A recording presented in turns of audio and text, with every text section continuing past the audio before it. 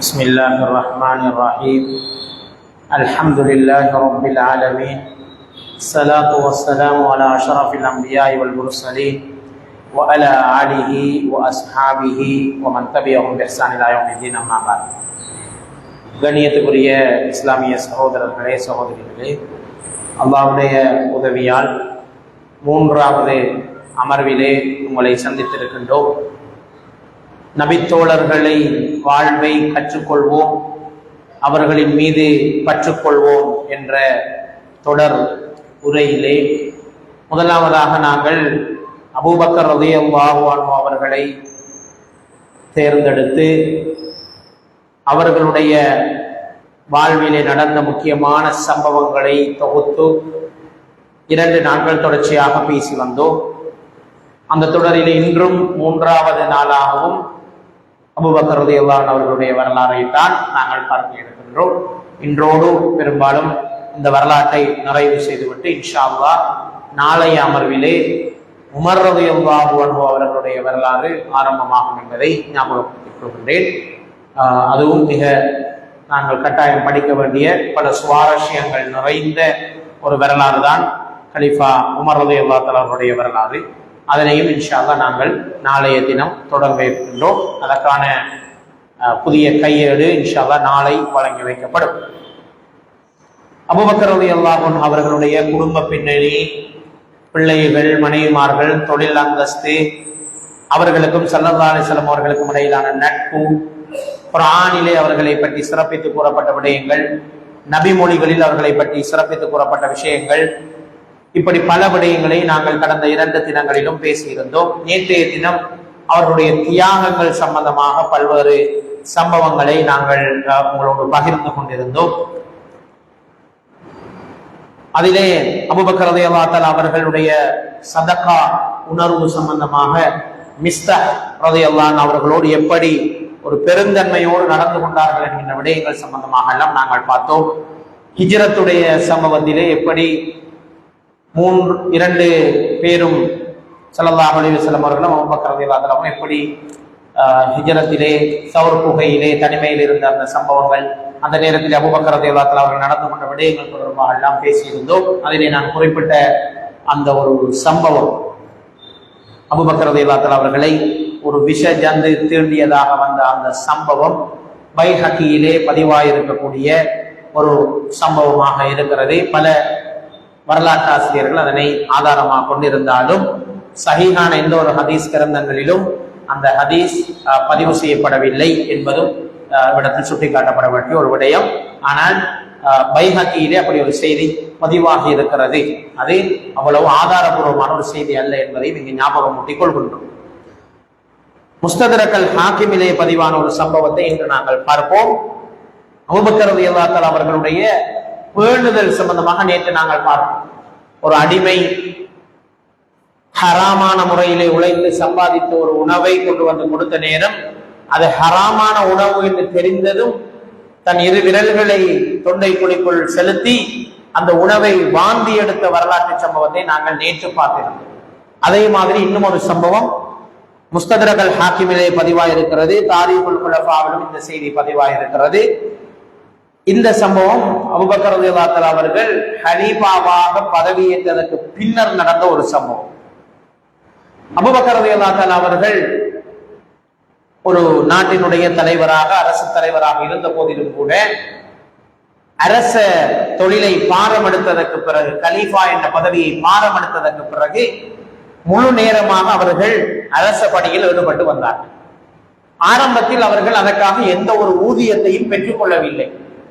அப்போது உமர் ரலியல்லாஹு தஆலா அவர்கள் போன்ற சில சஹாபாக்கள் வந்து சொன்னார்கள், அனுமதிக்கப்பட்ட ஊதியத்தை நீங்கள் கட்டாயம் பெற்றுக்கொள்ள வேண்டும், அவ்வாறு பெற்றுக்கொள்வது தவறாக மாட்டாது என்ற செய்தியை எடுத்து சொன்ன போது மிகவும் தர்ம சங்கடங்களுக்கு மத்தியில் அவர்கள் அதனை ஏற்றுக்கொண்டு ஒரு குறைவான ஒரு ஊதியத்தை மாத்திரம்தான் அரசு பணத்திலிருந்து நான் எடுத்துக்கொள்வேன் என்று அவ்வாறு ஏற்றுக்கொள்கின்றார்.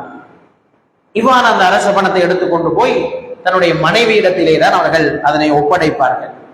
அப்போது வீட்டு செலவுக்காக பணத்தை மனைவிடத்திலே ஒப்படைக்கின்ற பழக்கம் அபூபக்கர் இருந்தது. அவர்கள் அந்த பணம் போக மிச்சம் பிடித்து சில சிரமங்களுக்கு மத்தியிலே ஒரு சின்ன ஒரு தொகை பணத்தை சேமித்து வைத்திருந்தார். சேமித்து வைத்துவிட்டு ஆரம்பத்திலே ஒரு குறிப்பிட்ட ஒரு உணவு பண்டத்தை வாங்கி கேட்ட போது அபூபக்கர் அவர்கள் அதனை வாங்குவதற்கு இப்போது பணம் கிடையாது என்று மறுத்து விடுகிறார்கள். பிறகு ஒரு நாள் போகின்ற போது அபூபக்கர் ரலியல்லாஹு தஆலா அவர்களுடைய மனைவி அந்த பணம் கொஞ்சத்தை கொடுத்து இந்த பணத்துக்கு அந்த குறித்த இனிப்பை வாங்கி வாருங்கள் என்று சொல்கிறார். அப்போது அபூபக்கர் ரலியல்லாஹு தஆலா அவர்கள் கேட்கிறார்கள், இந்த பணம் உங்களுக்கு எங்கிருந்து வந்தது?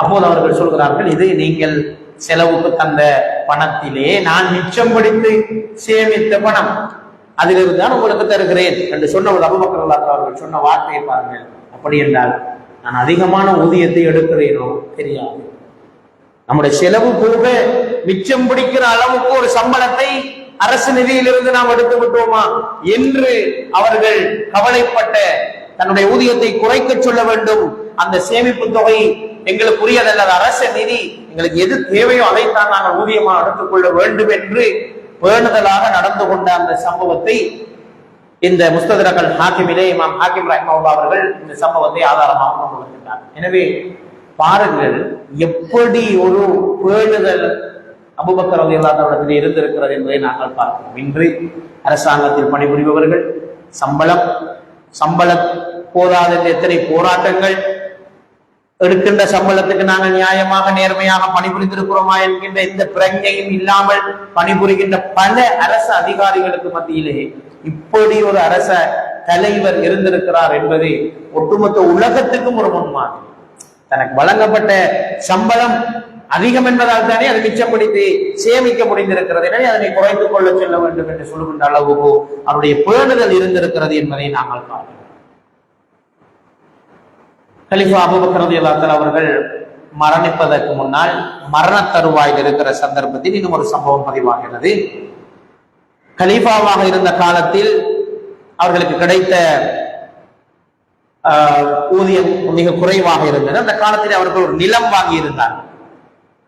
அந்த நிலத்தை தன்னுடைய பிள்ளைகளை அழைத்து சொல்கிறார், இந்த நிலத்தை நீங்கள் விற்றுவிட வேண்டும், அதிலே வருகின்ற வருமானத்தை அரச கருவூலத்துக்கு சேர்த்து விட வேண்டும். ஏனென்றால் நான் சில போது அரசாங்கத்தில் எடுத்த சம்பளத்துக்கு சரியாக வேலை செய்தேனோ தெரியாது, சில போது நான் எடுத்த சம்பளத்துக்கு உரிய பணியை நான் ஆற்றி இருக்காமட்டால் அதனை நிவர்த்தி செய்வதற்காக வேண்டி இந்த நிலத்தை விட்ட பணத்தை நீங்கள் அரச கருவூலத்தில் சேர்த்து விட வேண்டும் என்ற ஒரு வசியத்தை செய்ததாக ஒரு சம்பவம் பதிவாயிருப்பதை நாங்கள் பார்க்கின்றோம்.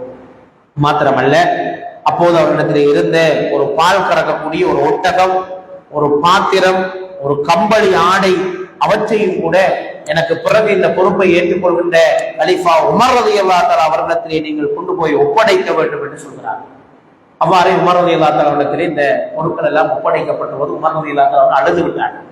அழுது விட்டு சொன்னார்கள், அபூபக்கரே, உங்களுக்கு பின் ஆட்சி பொறுப்பை ஏற்பவர்களுக்கு பெரும் சிரமத்தை அல்லவா நீங்கள் ஏற்படுத்தி விட்டீர்கள், இப்படி யாரால் ஆட்சி செய்ய முடியும், இப்படி பேணுதலாக யாரால் நடந்து கொள்ள முடியும், பெரும் சிரமத்தை அல்லவா நீங்கள் ஏற்படுத்தி விட்டீர்கள் என்று சொல்லிவிட்டு அழுததாக ஒரு வரலாற்று சம்பவத்தை நாங்கள் பார்க்கின்றோம். தபக்காத் இப்னு ஸஅத், தாரிகுல் குலஃபா போன்ற ஆதார நூல்களிலே இது பதிவாயிருக்கிறது இந்த வரலாற்று சம்பவம். எனவே இப்படி ஒரு பேணுதலான வாழ்க்கையை அவர்கள் வாழ்ந்திருக்கிறார் என்பதை தான் நாங்கள் இதிலே பார்க்கின்றோம். சொந்த தேவைக்கு வைத்திருந்த நிலத்தையும் விட்டு அரச கருவூலத்துக்கு கொடுக்க வேண்டும், பாவித்துக் கொண்டிருந்த பாவனை பொருட்களையும் அரச கருவூலத்துக்கு ஒப்படைத்து விட வேண்டும் என்று சொன்ன அந்த நீதி, அந்த நேர்மையான ஆட்சி முறை உண்மையில் இன்று எல்லா அரசியல் தலைவர்களும் படித்து உணர வேண்டிய, பொதுவாக சமூக நிறுவனங்களை நிர்வகிக்கின்ற எல்லா தலைவர்களும் படித்து உணர வேண்டிய, பொது சொத்துக்களுடைய விடயத்தில் எவ்வளவு அமானிதமாக நடந்து கொள்ள வேண்டும் என்கின்ற விடயத்துக்கு மிகப்பெரிய உதாரணமாக இருக்கிறது. நான் எடுத்த சம்பளம் என்கிறது ஹலால், ஆனால் அதுல ஹராம் சேர்ந்திருக்குமோ என்ற அந்த பேணுதலின் காரணமாக சொந்த நிலத்தை விட்டு அரச கருவூலத்துக்கு கொடுக்கிறது என்றால் எவ்வளவு ஒரு அழகான பேணுதல் அவரிடத்தில் இருந்திருக்கிறது என்பதை நாங்கள் பார்க்கின்றோம். அது மாத்திரமல்ல, நான் ஏற்கனவே உங்களுக்கு சொன்னேன், ஹனீஃபுகளை பற்றி நாங்கள் நேற்று பேசினோம். அபூபக்கர் ரலியல்லாஹு தஆலா அவர்களும் ஹனீஃபுகளில் ஒருவராக இருந்த ஒருவர். இஸ்லாத்துக்கு முன்னரும் கூட அவர்கள் மது அருந்தியது கிடையாது. மது அருந்துவது மனிதனினுடைய கௌரவத்தையும் அறிவையும் அழித்துவிடும் என்பதால் நான் அதை தொடவே மாட்டேன் என்று அபூபக்கர் ரலியல்லாஹு தஆலா அவர்கள் பகிரங்கமாக சூளுரைத்து தன்னுடைய வாழ்நாள் முழுவதும் மதுபானத்தை தொடாத, சிலைகளை வணங்காத ஒருவராக இருந்தார்கள் என்று அல் பிதாயா வன் நிஹாயா என்கின்ற நூலிலே அபூபக்கர் ரலியல்லாஹு தஆலா அவர்களை பற்றி சொல்லப்பட்டிருப்பதை நாங்கள் பார்க்கிறோம். இப்படி அவர்களுடைய வாழ்க்கையில் அந்த பேணுதல் என்பதை பின்னி பிணைந்த ஒரு விடயமாக இருந்திருக்கிறது என்பதை நாங்கள் பார்க்கிறோம். ஸல்லல்லாஹு அலைஹி வஸல்லம் அவர்களுடைய மரணத்தை தொடர்ந்து கலீஃபாவாக பொறுப்பேற்றுக் கொண்ட காலத்திலே பல சவால்களை கலீஃபா அபூபக்கர் ரலியல்லாஹு தஆலா அவர்கள் எதிர்நோக்கினார். அதில் முக்கியமான ஒரு சவால் தான் யமாமா போராட்டம். யமாமா என்கின்ற இடத்திலே நடைபெற்ற ஒரு போராட்டம், இந்த பொய் நபித்துவத்துக்கு எதிரான ஒரு போராட்டம். தன்னை நபி என்று வாதிட்ட பொய்யர்கள் ஒவ்வொருவராக இஸ்லாமிய வரலாற்றிலே தோன்றி இருக்கிறார்கள். அப்படி தோன்றிய பொய் நபியாக தன்னை அறிமுகப்படுத்திக் கொண்ட பொய்யர்களுக்கு எதிரான ஒரு போராட்டம் நடைபெற்ற போது அதிலே இஸ்லாமிய படையிலே போராடிய அதிகமான சஹாபாக்கள் ஹாஃபிதுகள், குர்ஆனை மனனம் செய்த அதிகமான ஹாஃபிதுகள் அந்த போராட்டத்திலே கலந்து கொண்டிருந்தார். மரணித்தவர்களிலே சுமார் 70 பேர் அவ்வாறான ஹாஃபிதுகள் மரணித்து விட்டார். அப்ப அதுவரைக்கும் குர்ஆன் எப்படி பாதுகாக்கப்பட்டது என்று சொன்னால் வாய்மொழியாக தான் பாதுகாக்கப்பட்டது. அங்கும் இங்கும் சில சில ஓலைகளிலே, ஏடுகளிலே, துணிகளிலே சில சில வசனங்கள் எழுதி தொகுக்கப்பட்டிருந்ததை தவிர முறையாக இப்போது நாங்கள் வைத்திருப்பது போல ஒரு முஸ்னஃப் பிரதி, குர்ஆனிய பிரதி அபூபக்கர் ரலியல்லாஹு தஆலா அவருடைய காலத்தில் இருக்கவில்லை. ஆங்காங்கே அவரவர்கள் தனிப்பட்ட தேவைகளுக்காக எழுதி வைத்துக் கொண்ட சில துண்டுகள் இருந்ததே தவிர, சில ஓலைச்சுவடிகள் இருந்ததே தவிர, சில எழுத்து பிரதிகள் இருந்ததே தவிர சூரத்துல் ஃபாத்திஹா தொடங்கி நாஸ் வரைக்குமான ஒரு பிரதியாக துவங்கப்பட்டு எங்கும் யாரிடமும் இருக்கவில்லை. அப்ப எப்படி அவர்கள் குர்ஆனை பாதுகாத்தார்கள் என்றால் வாய்மொழியாக இந்த ஹாஃபில்மார் ஒருவர் ஓத, மற்றவர் சரிபார்க்க, ஒருவர் திருத்த, மற்றவர் கேட்டுக்கொண்டிருக்க, இப்படி அந்த குர்ஆனுடைய தூய்மையை பாதுகாத்துக் கொண்டு வந்தார். இப்போது யமாமா போராட்டம் நடந்த உடனே ஒரு பெரிய பிரச்சனை வந்து விட்டது. கிட்டத்தட்ட 70 ஹாஃபில்கள் மரணித்து விட்டார். மரணித்தார்கள் 70 பேர் ஹாஃபிஸ்மார். இப்ப ஒரு பெரிய பிரச்சனை. உமர் ரலியல்லாஹு தஆலா அவர்கள் தான் அந்த பிரச்சனையை ஐடென்டிஃபை பண்றாங்க, சொல்றாங்க அபூபக்கர் ரலியல்லாஹு தஆலா அவங்கள்ட்ட, கலீஃபா அவர்களே, ஒரு டேஞ்சரை நாங்கள் சந்தித்திருக்கிறோம், பெரிய ஆபத்தை சந்தித்திருக்கிறோம். என்னென்றால் 70 பேர் இந்த போராட்டத்துல மௌத்தா போயிட்டாங்க. நாளைக்கு இன்னும் ஒரு போராட்டத்தில் இருக்கிற மற்ற ஹாஃபில்மார்களும் மரணித்து போனால், அல்லது வேறு நோய்களாலோ வேறு சிக்கல்களாலோ அல்லது பயணங்களிலோ இந்த ஹாஃபில்மார் தங்களோட தேவைகளுக்காக வெளியூர்களுக்கு பயணம் போயிட்டால் குர்ஆன் தந்த தூய்மையை இழந்துவிடும். பிள்ளையாக குர்ஆனை சிலர் ஓத தொடங்கிட்டாங்கன்னா அதை திருத்துறதுக்கு ஒரு ஒழுங்கான குர்ஆன் எங்கள்கிட்ட இல்லாம போயிடும். ஆகவே நாங்கள் உடனடியாக குர்ஆனை நூறுபடுத்த வேண்டும் என்று சொன்னார். இப்ப ரசூலுல்லாஹி ஸல்லல்லாஹு அலைஹி வஸல்லம் காலத்திலேயே குத்தாபுல் வஹி என்று அழைக்கப்பட்ட சஹாபாக்கள் சிலர் இருந்தார். குத்தாப் என்று சொன்னால் எழுதக்கூடியவர்கள். அந்த காலத்துல எழுத வாசிக்கிற அறிவும் மிக சொற்பமானவர்களுக்கு தான் இருந்து, நிறைய பேருக்கு எழுத வாசிக்கிற அறிவு இருக்கவே. அப்ப குத்தாபுல் வஹி என்று சொல்லக்கூடிய ஆட்கள் கொஞ்சம் பேரை ஸல்லல்லாஹு அலைஹி வஸல்லம் தெரிவிச்சு கிட்டத்தட்ட 10 சஹாபாக்கள் தான் அதுல இருந்தாங்க. குத்தாபுல் வஹி என்று சொல்லக்கூடிய சஹாபாக்கள் சிலரை ஸல்லல்லாஹு அலைஹி வஸல்லம் தேர்ந்தெடுத்து அவர்களை பள்ளிவாயில் அமர வைத்து நபி ஸல்லல்லாஹு அலைஹி வஸல்லம் அவர்கள் ஓதி காட்டுகின்ற வசனங்கள் சிலவற்றை எழுதி வைத்துக் கொள்ளுமாறு சொன்னார்கள். தனிப்பட்ட பிரதிகள், முழு குர்ஆனும் அல்ல, அவ்வப்போது சில சில சூறாக்களை, சில வசனங்களை மாத்திரம் எழுதி வைத்துக் கொண்டார். அந்த குத்தாபுல் வஹிக்கு தலைமை வகித்தவர் ஸைத் இப்னு சாபித் ரலியல்லாஹு அன்ஹு. இந்த ஸைத் இப்னு சாபித் ரலியல்லாஹு அன்ஹு அவர்களுக்கு குர்ஆன் முழுமையாக பாடம், ஃபுல்லா ஓடரா பாடம், ரசூலுல்லாஹ்வையும் அவர் அதனை ஒப்புவித்து சரி பார்த்து கொண்டவர். எனவே குத்தாபுல் வஹிக்கு தலைவராகவும் ஸல்லல்லாஹு அலைஹி வஸல்லம் அவர்கள் அவரை தான் நியமித்திருந்தார். இப்போது அபூபக்கர் ரலியல்லாஹு அன்ஹு அவர்களை ஸல்லல்லாஹு அலைஹி வஸல்லம் அவர்கள் உமர் ரலியல்லாஹு அன்ஹு அவர்கள் சொல்கிறார்கள், இப்படி ஒரு டேஞ்சரை நாங்கள் எதிர்நோக்கி இருக்கிறோம், குர்ஆனை பாதுகாக்கணும், அழுகி போயிடும், 70 ஹாஃபில்மார் மரணிச்சு போயிட்டாங்க. எனவே உடனடியாக குர்ஆனை நாங்கள் என்ன செய்வோம், ஒரு புக்காக மாற்றோம், ஒரு நூல் உருப்படுத்தும், எழுத்து மூலம் கொண்டு வரோம். இதுக்கு என்ன செய்யும்? உடனே ஸைத் இப்னு சாபித் ரலியல்லாஹு அன்ஹு அவர்கள் தலைமையில ஒரு குழுவை போட்டு நீங்க குர்ஆனை தொகுக்கிற பணியை முதலாவது செய்யுங்க என்று உமர் ரலியல்லாஹு அன்ஹு சொன்னார். சொன்ன நேரம் அபூபக்கர் ரலியல்லாஹு அன்ஹு அவர்கள் இதை ஏற்றுக்கொள்ளவில்லை, மறுத்துட்டான். உடனே சொன்னாங்க, நான் செய்ய மாட்டேன், இந்த பணியை நான் செய்ய மாட்டேன். ஏன் செய்ய மாட்டீங்க? அவர் சொன்னார், ரசூலுல்லாஹ் செய்ய துணியாத ஒரு பணியை நான் எப்படி செய்வது? இது பித்அத்தாக மாறிடாதா? புதிய ஒரு விஷயமா பேசிருமே. ரசூலுல்லாஹ் தௌத்திருப்பாங்களே அப்படின்றா, தௌக்கலே ரசூலுல்லாஹ் ஸல்லல்லாஹு அலைஹி வஸல்லம் அவர்கள் செய்யாத ஒரு பணியை நான் செய்ய துணிவது எப்படி? அது ஒரு மார்க்கத்தில் இல்லாத ஒரு விஷயத்தை செய்து ஒரு பாவமாக எனக்கு வந்துடாதா என்று அவர்கள் பேணுதலின் காரணமாக அப்படி அஞ்ச தொடங்கி விட்டார்கள், மறுத்தே விட்டார்கள்.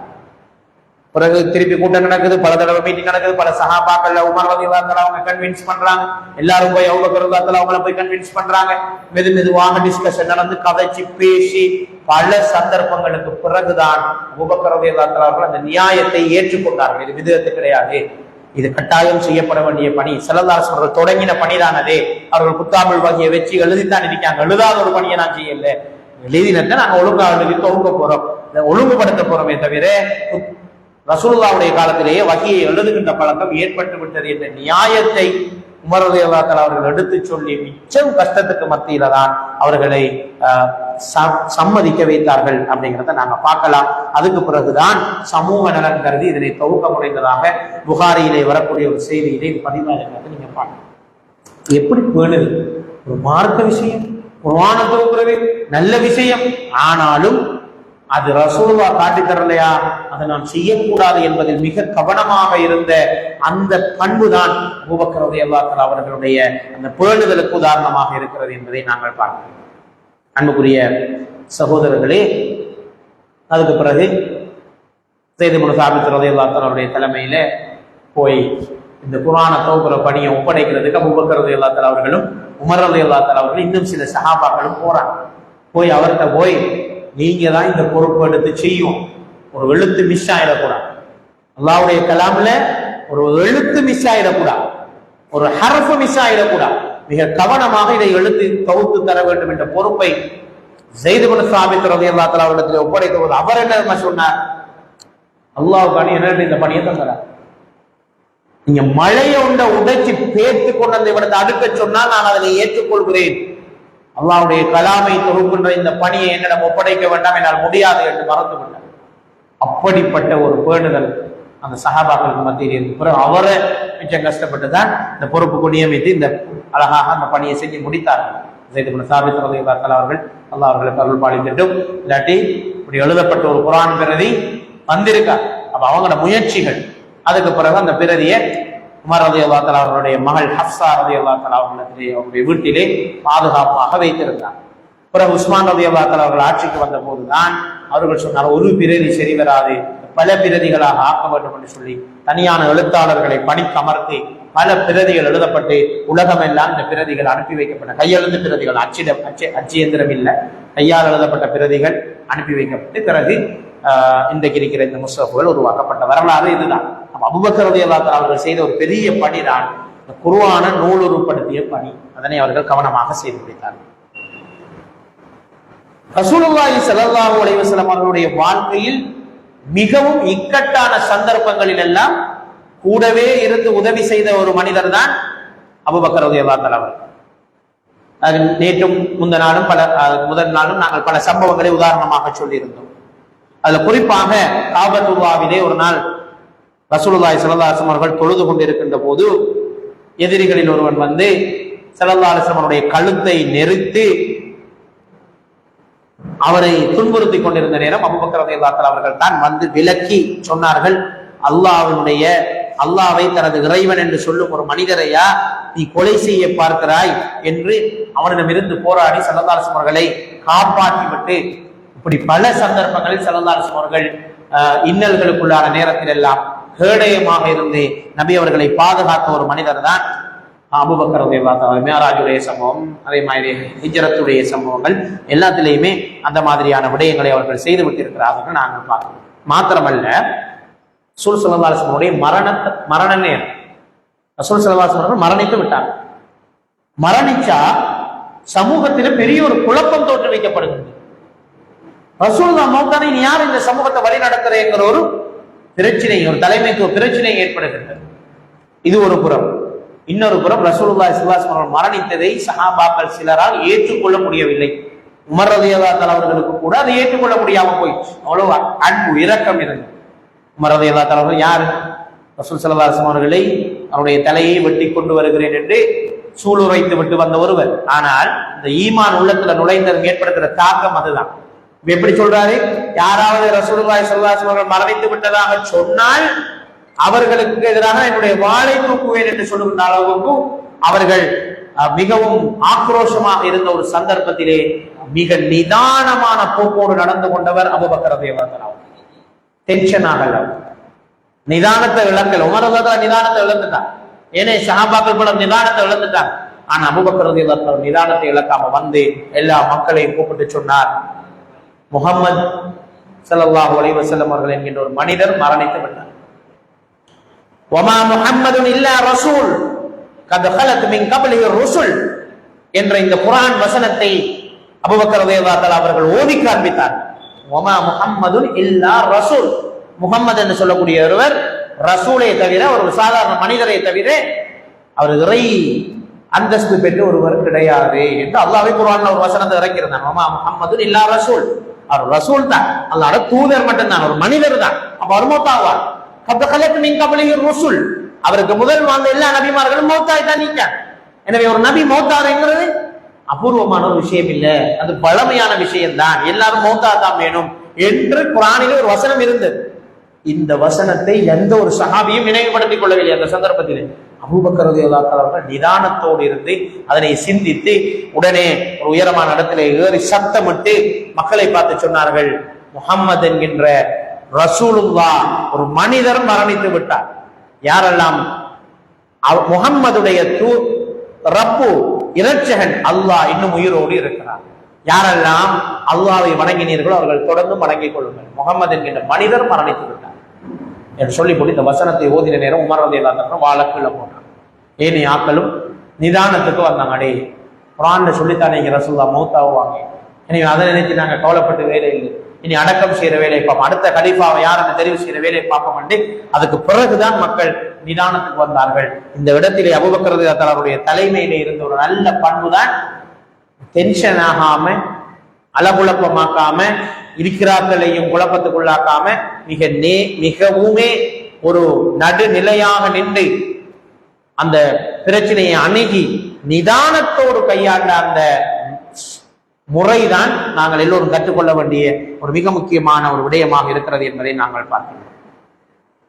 பிறகு ஸல்லல்லாஹு அலைஹி வஸல்லம் மரணித்த உடனே ஸகீஃபா பனி சாயிதா என்கின்ற இடத்திலே சஹாபாக்கள் எல்லாம் ஏற்கனவே ஒன்று கூடி இருக்கிறாங்க. பிறகு மீட்டிங் நடக்குது. யார் அடுத்த கலீஃபாவாக நியமிக்கிறேன்னு சொன்ன நேரம் அபூபக்கர் ரலியல்லாஹு தஆலா அவர்களை தான் பல 2-3 பேர்கள் அவர்களை முன்மொழியப்பட்டாலும் அபூபக்கர் ரலியல்லாஹு தஆலா அவர்களை தான் ஸல்லல்லாஹு அலைஹி வஸல்லம் அவர்கள் பல சந்தர்ப்பங்களில் இமாமத்தை கொடுத்தார்கள். எனவே அவர் தான் வர வேண்டும் என்ற இஜ்திஹாதை எல்லோரும் ஏற்றுக்கொண்டு அவரை கலீஃபாவாக ஏகமனதாக அனைவரும் ஏற்றுக்கொள்கின்றார்கள். கிறிஸ்துவுக்கு பின் 632 கலீஃபா பதவி ஏற்று வெறும் 2 வருடம் தான் அவர் ஆட்சி செஞ்சது. வெறும் 2 வருடங்கள் தான் அபூபக்கர் ரலியல்லாஹு தஆலா அவருடைய ஆட்சி நிலவியது. ஆனால் அபரிவிதமான சாதனைகளை நிகழ்த்தி விட்டு போன ஒரு வரலாற்று மனிதராக அபூபக்கர் ரலியல்லாஹு தஆலா அவர்கள் இருந்ததை நாங்கள் பார்த்தோம். ஏனென்று சொன்னால் அவர்கள் அந்த 2 வருடத்துக்குள் மிக கடுமையான இக்கட்டான நிலைமைகளை எல்லாம், நெருக்கடிகளை எல்லாம் சந்தித்தார்கள். அதுல மிக முக்கியமான ஒன்றுதான் பொருளாதாரத்தை ஒழுங்குபடுத்த வேண்டும். அதற்காக அபூபக்கர் ரலியல்லாஹு தஆலா அவர்கள் பைத்துல் மால் என்கின்ற ஒரு பொது நிதியத்தை கொண்டு வந்தார். எப்படி ஒரு இன்றைக்கு இருக்கிற அரசாங்க செட்டப்ல ஒரு அரசாங்கத்துக்கு ஒரு கஜானா இருக்குமோ, அவர்களுக்கு என்று ஒரு திரைசேரி இருக்குமோ, அதற்கென்று ஒரு அமைச்சு இருக்குமோ, அதே மாதிரி ஒரு சிஸ்டத்தை அபூபக்கர் ரலியல்லாஹு தஆலா சின்ன லெவல்ல கொண்டு வந்தார். ஜகாத்தாக சேகரிக்கப்படுகின்ற பொருட்கள் பைத்துல் மாலிலே சிறிது காலம் சேமிக்கப்பட்டு தேவையுடையவர்கள் இனங்காணப்பட்டு அதனை கொடுக்க வேண்டும். அரசாங்கத்துக்கு வருமானம் கிடைக்கின்ற மூலங்களை எல்லாம் கண்டறிய வேண்டும் என்று பொருளாதார ரீதியாக மிக சிறப்பாக சிந்தித்து பைத்துல் மால் நிதியத்தையும், பைத்துல் மால் என்ற பெயர் இல்லாட்டியும் ஒரு பொது நிதியம் என்கின்ற பெயரில் ஆரம்பித்து அதை ஒழுங்குபடுத்திட்டு போனது அபூபக்கர். அதை ஒழுங்குபடுத்தி பைத்துல் மால் என்கின்ற ஒரு தனியான ஒரு சிஸ்டமாக கொண்டு வந்தது உமர் ரலியல்லாஹு தஆலா.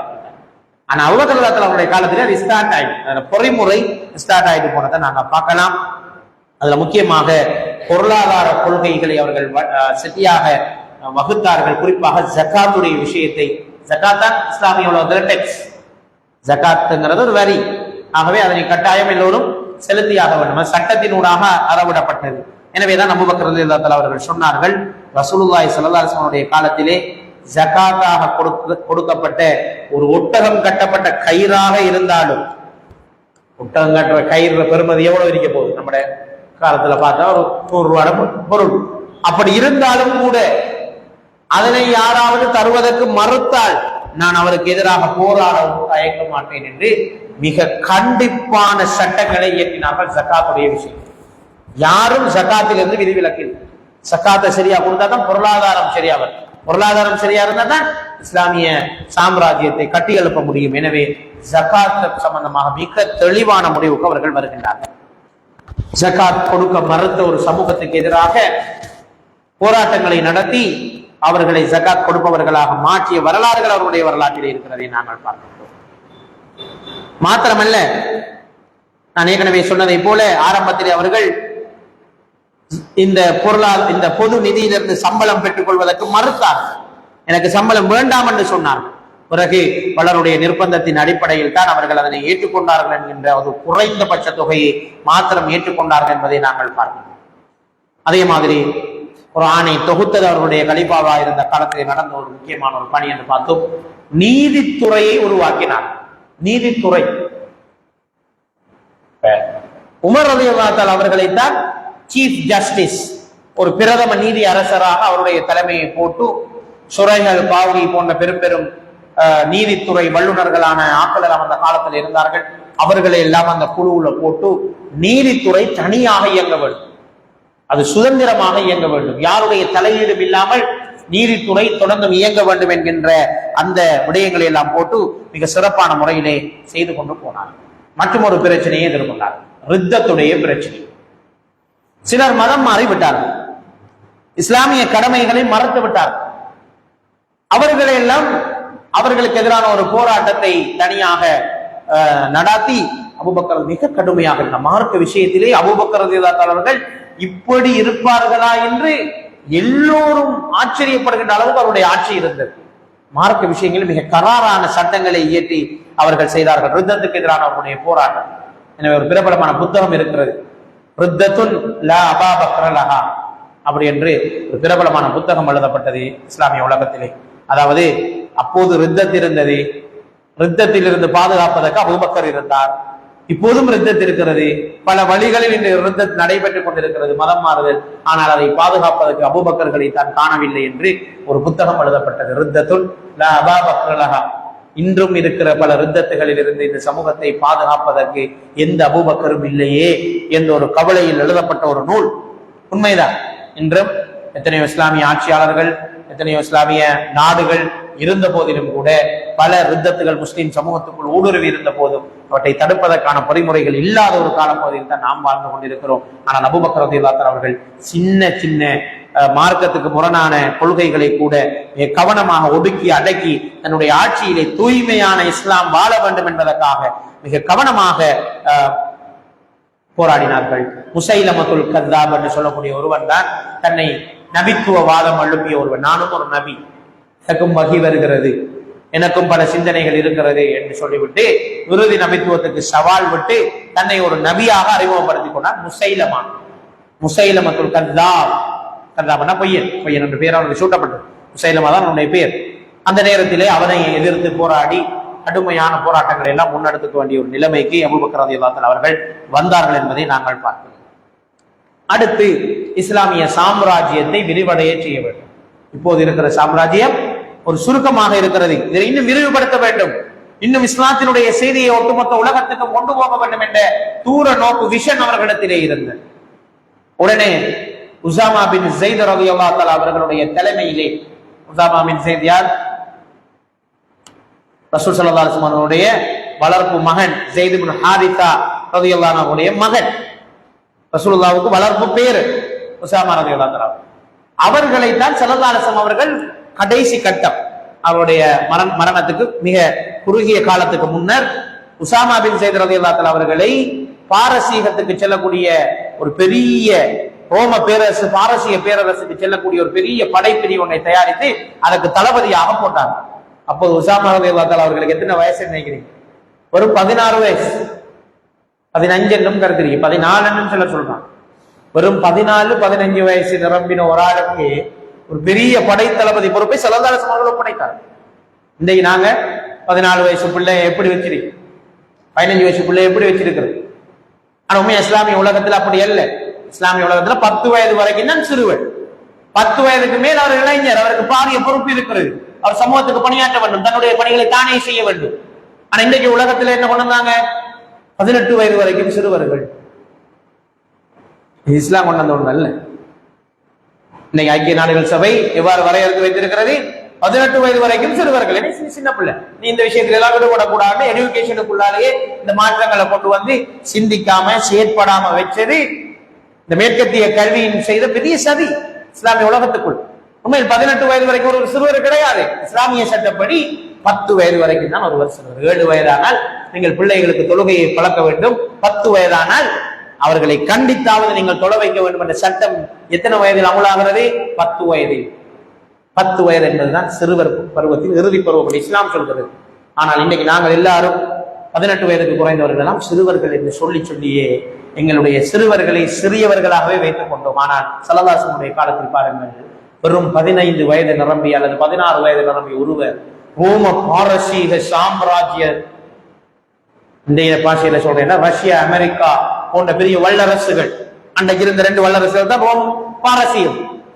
அப்ப அப்படிப்பட்ட ஒரு பெரிய வல்லரசுகளை எதிர்ப்பதற்கு 15 வயசு கொடி என்ற தலைமையில் ஒரு படை என்றால் எப்படி அவர்கள் பார்த்தார்கள்? சிறுவர்களாக பார்க்கவில்லை, அவர்களை பெரும் சாதனையாளர்களாக பார்த்தார்.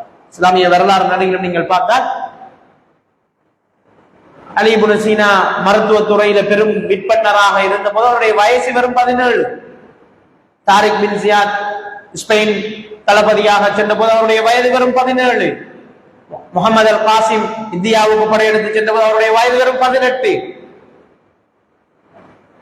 மாத்திரமல்ல, முகமது அல் ஃபாத்தி கான்ஸ்டாந்தினோபிள் நகரத்தை வெற்றி கொள்ற தளபதியாக போன நேரம் அவருடைய வயது வெறும் 18 விட குறைய. அப்ப இதெல்லாம் என்னத்தை சொல்லுது என்றால், அலி ரலியல்லாஹு தஆலா அவர்கள் இஸ்லாத்தை ஏற்று இஸ்லாத்துக்கு பெரும் பெரும் ஹிதமத்துகளை செய்யற நேரம் அவருடைய வயசு 10. ஆயிஷா ரலியல்லாஹு அன்ஹா அவர்கள் கிட்டத்தட்ட 2200 ஹதீஸ்களை அறிவித்து சஹாபாக்களுக்கு ஆசிரியராக இருக்கிற நேரம் வயது 22 தாண்டல்ல.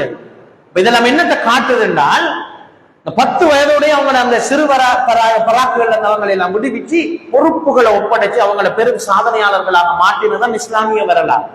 ஆனா இன்றைக்கு துரதிருஷ்டவசமாக 18 வயசு வரைக்குமே பாடசாலை கல்வியை கொடுத்து அதற்கு பிறகும் 25 வயது வரைக்கும் கல்வி கற்கின்றதிலே அவங்களோட வாழ்க்கையில பெரும் பகுதியை கழிக்க வைத்து சாதிப்பதற்கான நேரத்தை குறைத்து விடும். அந்த காலத்துல பெரும் பெரும் சாதனையாளர்கள் உருவானது சின்ன வயசுல. நீங்க அரபுலக வரலாறு மாத்திரமல்ல, ஐரோப்பிய வரலாறு எடுத்து பார்த்தாலும் கூட பெரிய பெரிய விஞ்ஞானிகள் எல்லாம் உருவானது வயதான காலத்துல அல்ல, சின்ன வயதுல தான் உருவானாங்க. இப்ப இந்த கல்வி முறைகளை கொண்டு வந்து பெரும்பாலும் உங்களுக்கு தெரியும், இந்த காலனித்துவ கல்வி என்பது சிந்திக்க வைக்கக்கூடாத ஒரு கல்வி முறை தான். சிந்திக்க கூடாது. அரபுலகத்தை உங்களுக்கு தெரியும், பிரான்ஸ், பிரித்தானியா, ஒல்லாந்து போன்ற பல நாடுகள் போய் அரபுலகங்கள்லையும் சில நாடுகளை ஆக்கிரமிச்சு தங்களோட ஆதிக்கத்துக்களை வச்சு கொண்டிருந்தாங்க. எப்படி இலங்கை போன்ற நாடுகளை, பிரித்தானியா போன்ற நாடுகளை ஆக்கிரமிச்சு வச்சிருந்தோம், அந்த மாதிரி இருந்து அந்த காலத்தில் அறிமுகப்படுத்தப்பட்ட கல்வி முறை தான் இந்த காலனித்துவ கல்வி. அந்த கல்வியில தான் சிந்திக்க கூடாது. சிந்திச்சா அவன் சுதந்திரம் கப்பான், சிந்திச்சா அவன் எங்களுக்கு அடிமையா இருக்க மாட்டான். எனவே சிந்திக்க கூடாது என்பதற்காக உருவாக்கப்பட்ட கல்வி முறைதான் இன்றைக்கும் நடைமுறையில் இருந்து கொண்டிருக்கிறது. எனவேதான் இந்த நீண்ட கல்விக்காக மிக நீண்ட காலத்தை செலவழிக்கின்ற ஒரு வழிமுறை இஸ்லாமிய வரலாறு பாரம்பரியங்களில் இருக்கவில்லை.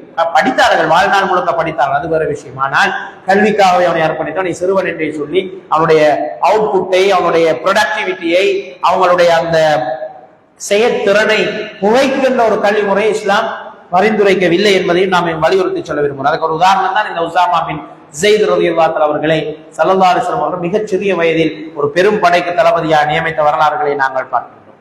இப்படி அபூபக்கர் ரலியல்லாஹு தஆலா அவர்களும் உசாமா பின் ஸைத் ரலியல்லாஹு தஆலா ரசூலுல்லாஹ் யாரை நியமித்தாரோ அவரைத்தான் நானும் நியமிப்பேன் என்று சொல்லி அவரைத்தான் நியமித்தார். இப்ப பல சஹாபாக்கள் ஆலோசனை சொன்னார். இவ்வளவு ஜாம்பவான்கள் எல்லாம் இப்போது இஸ்லாத்தை ஏற்றிருக்கிறார்கள்.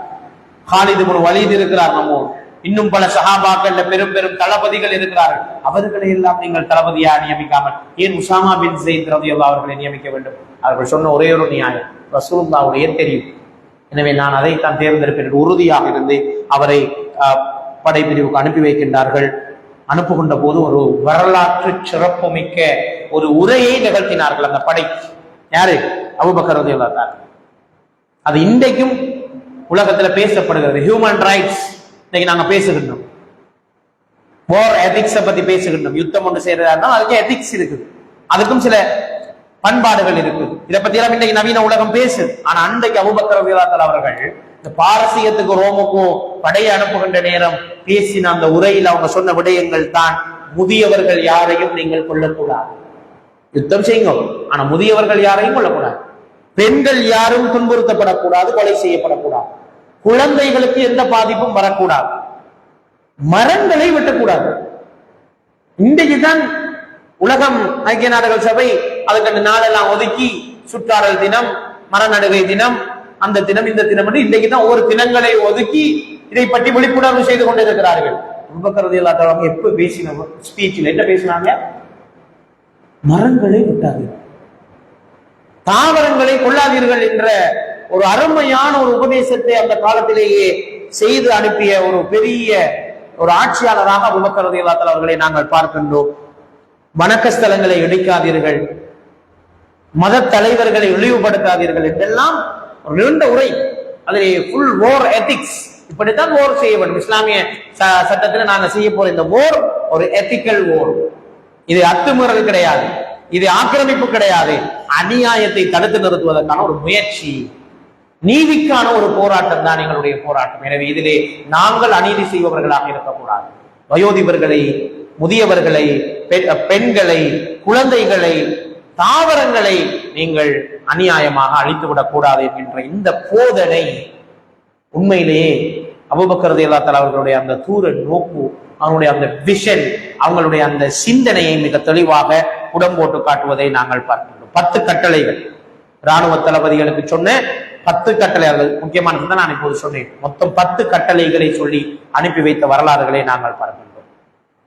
அடுத்து அபூபக்கர் ரலியல்லாஹு அன்ஹு அவர்கள் கையாண்ட இன்னும் ஒரு அட்மினிஸ்ட்ரேஷன் செட்டப் தான் அவர்கள் கொண்டு வந்தார்கள். என்று சொன்னால் பிராந்திய நிர்வாகம்.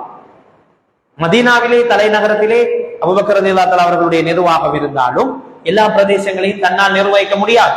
எனவே பிராந்திய நிர்வாகங்கள், பிராந்திய நிர்வாகிகள், பிராந்திய தலைவர்களை உருவாக்க வேண்டும் என்று சொல்லிட்டு மக்காவுக்கு அத்தாப் இப்னு உஸைத் அவர்களையும், தாயிஃபுக்கு உஸ்மான் இப்னு அபில் ஆஸ் அவர்களையும், பஹ்ரைனுக்கு அலா பின் அல் ஹவரமி அவர்களையும், சிரியாவுக்கு காலித் இப்னு வலீத் ரலியல்லாஹு அன்ஹு அவர்களையும், நீதித்துறைக்கு உமர் இப்னு ஹத்தாப் ரலியல்லாஹு அன்ஹு அவர்களையும், இப்படி ஒவ்வொரு துறைக்கும் ஒவ்வொருவரை பிரித்து இன்றைக்கு மாடர்ன் அட்மினிஸ்ட்ரேஷன் செட்டப் எப்படி நடக்குதோ அதை விட சிறப்பான ஒரு அட்மினிஸ்ட்ரேஷன் செட்டப்பை அந்த காலத்திலேயே செய்தவர் தான் அபூபக்கர் ரலியல்லாஹு அன்ஹு.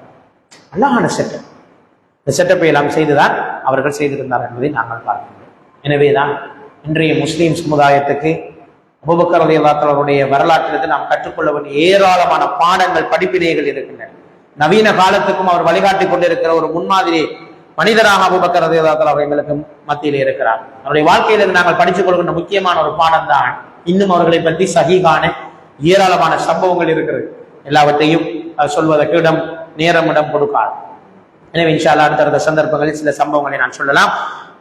அவங்களோட வாழ்க்கையில கற்றுக்கொள்ற மிக அடிப்படையான ஒரு பண்பு தான் அதிகாரம் என்பது சுகம் கிடையாது. நீங்க நினைக்கிற மாதிரி அதிகாரம் என்கிறது சுகம் கிடையாது. இன்னைக்கு அதிகாரத்துக்குரிய போட்டிகளை பாருங்க.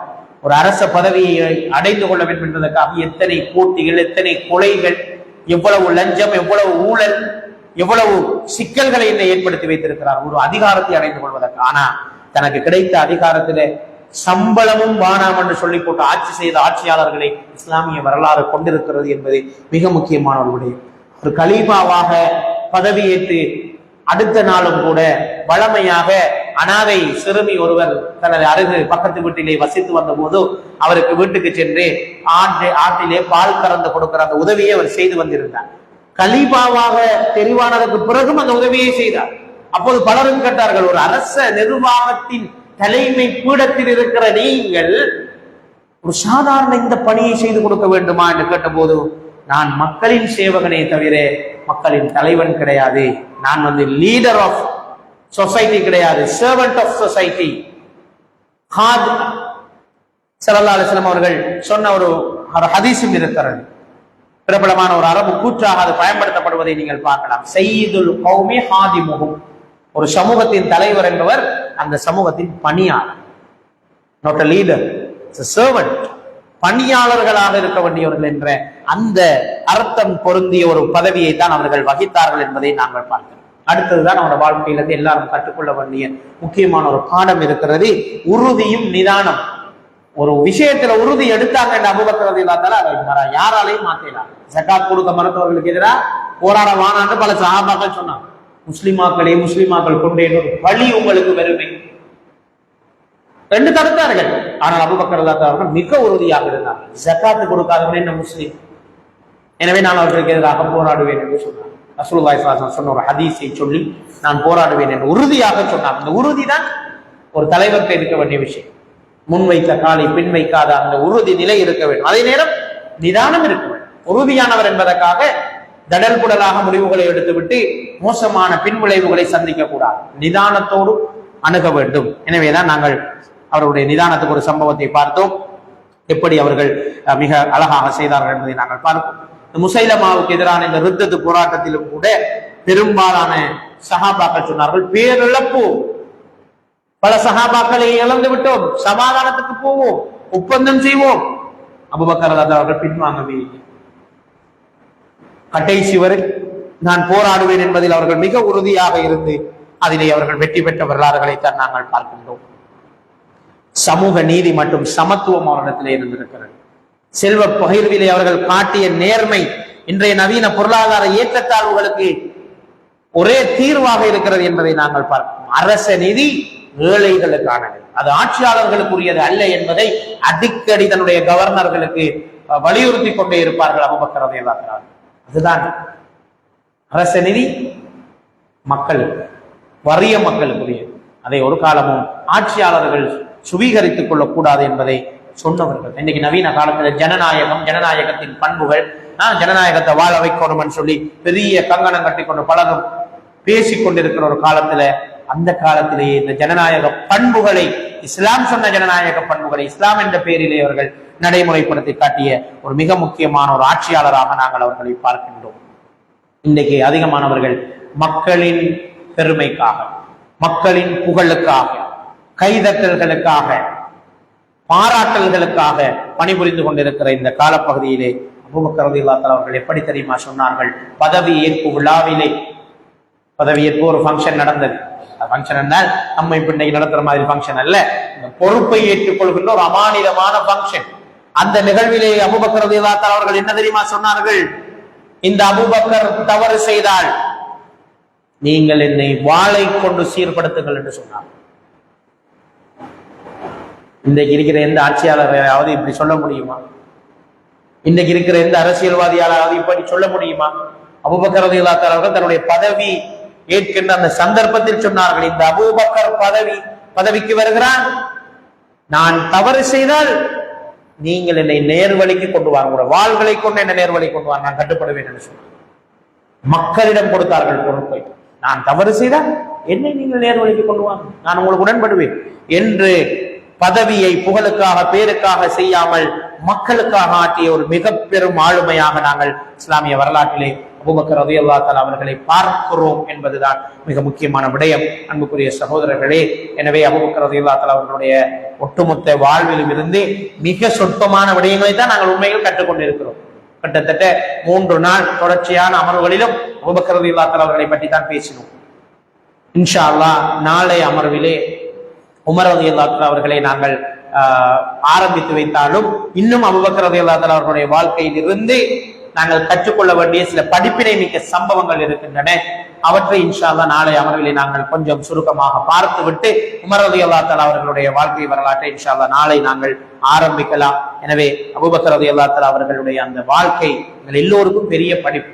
ஒரு நல்ல குடும்ப தலைவனாக, ஒரு நல்ல தந்தையாக, ஒரு நல்ல தாயியாக, ஒரு நல்ல இஸ்லாமிய ஆட்சியாளராக, ஒரு நல்ல போராளியாக, ஒரு நல்ல வியாபாரியாக, ஒரு நல்ல சமூக சீர்திருத்தவாதியாக, ஒரு நல்ல நண்பராக என்று பன்முக பார்வை கொண்ட ஒரு ஆளுமைதான் அபூபக்கர் ரலியல்லாஹு தஆலா அவர்களுடைய அந்த தியாகம், அவர்களுடைய அந்த சதகாவுக்கு நிகர் இல்லை என்றுதான் சொல்ல வேண்டும். அப்படிப்பட்ட ஒரு பெரிய ஒரு பணியை அவர்கள் இந்த உலகத்துக்கு செய்து முடித்து விட்டு சென்றிருக்கிறார்கள்.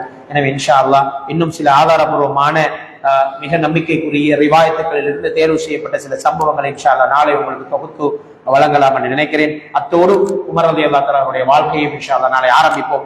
அல்லாஹ் தஆலா என்னுடைய உங்களுடைய அனைவருடைய வாழ்க்கையிலும் இந்த அபூபக்கர் ரலியல்லாஹு தஆலா அவர்கள் போன்ற நல்ல மனிதர்களை குதுவத்தாக கொண்டு வாழ்ந்து நாளை மறுமையிலே அவர்களோடு வாழக்கூடிய சந்தர்ப்பத்தை அல்லாஹ் தஆலா எனக்கும் உங்களுக்கு நசீபாக்குவானாக. வாஹிரு தஅவானா அல்ஹம்துலில்லாஹி ரப்பில் ஆலமீன். வஸ்ஸலாமு அலைக்கும் வரஹ்மத்துல்லாஹி வபரகாத்துஹு. சுப்ஹானக அல்லாஹும்ம வபிஹம்திக அஷ்ஹது அன் லா இலாஹா இல்லா அன்த அஸ்தக்ஃபிருக வ அத்தூபு இலைக். அஸ்ஸலாமு அலைக்கும்.